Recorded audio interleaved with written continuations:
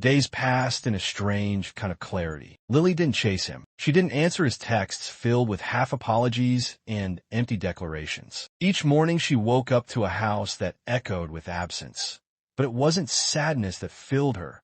It was relief. There was no more wondering, no more second-guessing. Only the hard, clean truth. She started making small changes without announcing them to anyone. She took off her wedding ring and placed it in a drawer she never opened again. She deleted Ethan's contact information, blocking the number she had memorized for years. She pulled photos off the walls, packed away memories she was no longer obligated to honor. It wasn't easy. Some nights grief knocked the breath out of her. Grief for the life she thought she was living. For the woman she used to be before betrayal hollowed her out. But every time the sadness threatened to consume her, she remembered she had survived worse than loneliness. She had survived loving someone who didn't love her the same way. Word got around their circle of friends. There were whispers, questions. Lily ignored them. The people who mattered knew enough to stay silent. Sophia vanished from social gatherings, her absence speaking louder than any confession. Ethan, from what Lily heard,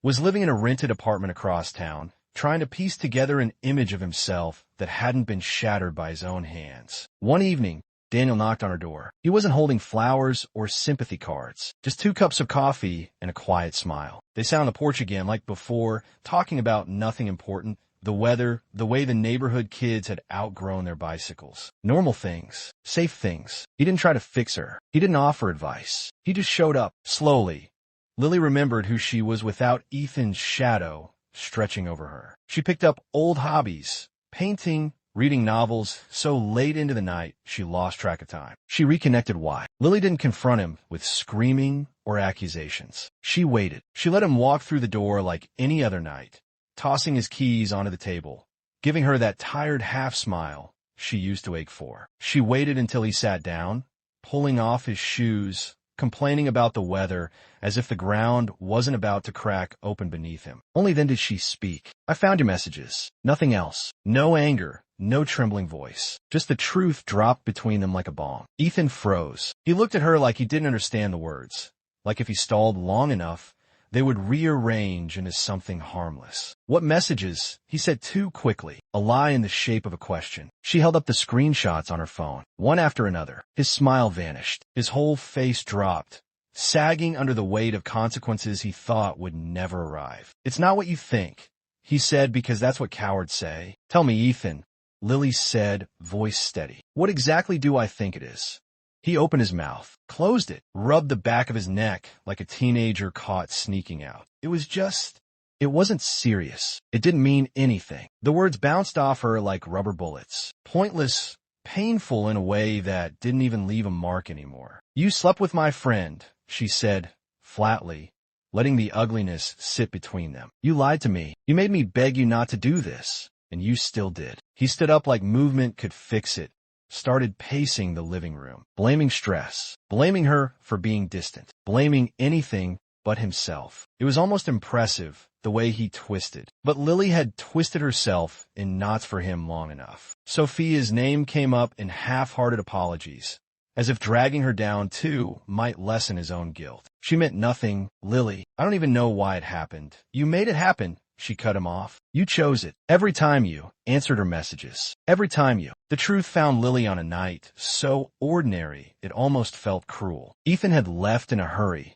forgetting his tablet on the kitchen counter. She didn't mean to look. She told herself she wouldn't. But when the screen lit up with a message preview, she didn't stop herself either. It wasn't a stranger's name that appeared. It was Sophia's. The message was short, careless, familiar. "Can't stop thinking about last night. Miss you already." Lily's hands trembled as she unlocked the tablet, her breath shallow. What followed wasn't a single betrayal, but hundreds, tucked neatly into a thread of laughing texts, shared pictures, inside jokes, plans made in the spaces she thought were hers alone. Sophia, the friend she had confided in. Ethan, the husband she had trusted despite every screaming instinct. They weren't careful. They hadn't needed to be. Lily had been too willing to trust, too eager to forgive invisible crimes. Reading the messages felt like bleeding without wounds. Details she didn't want poured into her like ice water.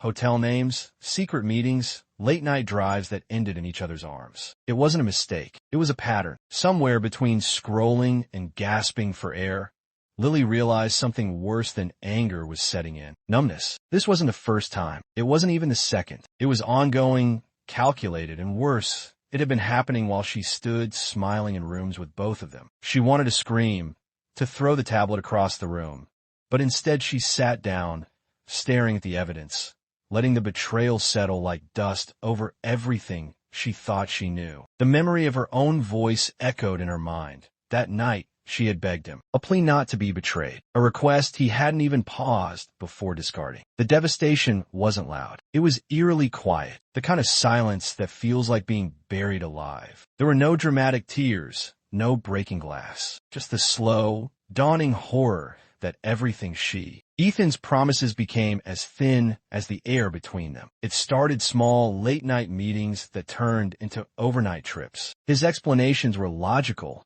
almost rehearsed. Lily tried to believe him, because believing was easier than facing the alternative. But belief has limits. One morning, she woke to find his phone buzzing across the nightstand. A name flashed across the screen she didn't recognize. By the time she reached for it, Ethan snatched it up with a laugh that didn't reach his eyes. "You're being paranoid," he said, smiling too easily. Lily said nothing. She was learning the new rules. Don't ask questions, don't expect answers. She became a ghost in her own marriage, drifting through conversations, smiling at dinner parties, pretending the foundation wasn't crumbling beneath her feet. At night, she lay awake rehearsing the moment she had asked him for honesty, wondering when her pleas had turned into background noise. Sophia Reeves re-entered Lily's life during this slow unraveling. They had been friends once, long ago, before life took them different directions. Sophia was vibrant, magnetic, the kind of woman people noticed when she walked into a room. When they reconnected,